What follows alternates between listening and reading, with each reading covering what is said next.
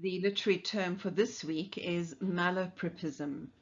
You should write down the term and the definition in your Bellringer book.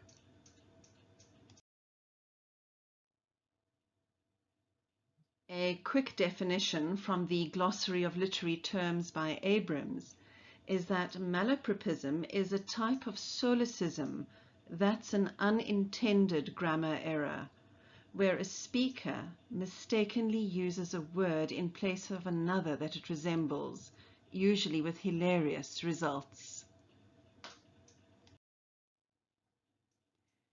In Terry Deary's delightful series of books, Horrible Histories, he recounts the etymology or origin of the word malapropism. In 1775, the playwright Richard Sheridan wrote a comedy entitled The Rivals. One of the main characters is a lady with the name Mrs. Malaprop. She's a pompous, ignorant woman who loves to use big words, but keeps getting them wrong. The cartoon on this slide illustrates one such instance from the play.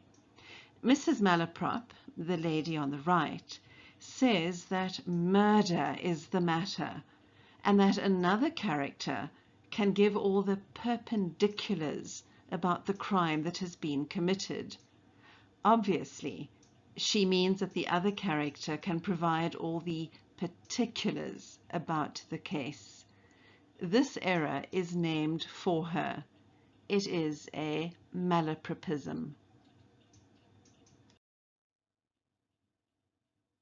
Let's have a look at some examples. If your mum writes a note to your teacher to say that you are absent because of a sore trout, I'm sure that your teacher will understand that this is a malapropism and that your mum means that you have a sore throat.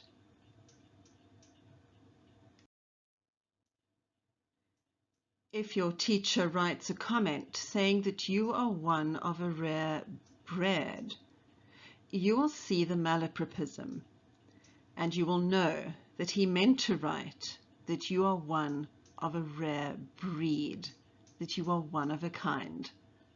I'm not so sure that that's a compliment from your teacher.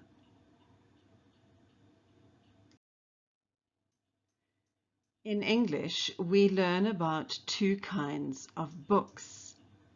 Friction is not one of them. That's a term from physics.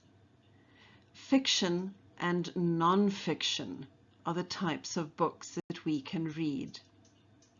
We also know that Chaucer was not a master of English pottery. He was a master of English poetry.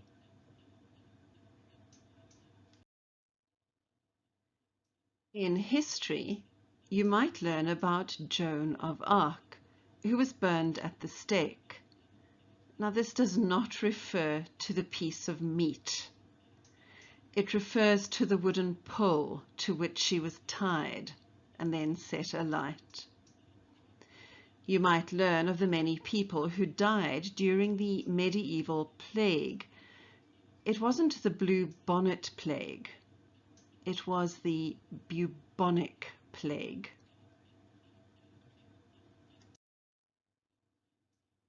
Of course, in geography, we know that volcanoes erupt with lava and not with saliva.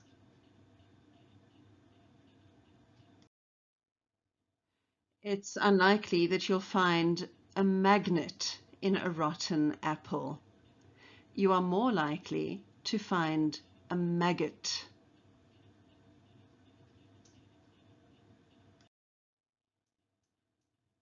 Finally, if you say that your ancestors were pheasants, you're probably something of a bird brain. Oh, do you see what I did there? What you mean to say is that your ancestors were peasants. There you have it, a better understanding of the term malapropism with some examples. This video is one of a series of BELLRINGER activities. Students should have BELLRINGER books. Mine use hardcover A5 notebooks in which they jot down the notes, definition and reminders from these BELLRINGER videos. If you would like to incorporate more of these BELLRINGER videos in your teaching or learning, please like the video, subscribe to the channel, and share the video with your friends and colleagues. If you have any suggestions or requests for more BELLRINGER activities, feel free to send me an email to the address that you see on the screen.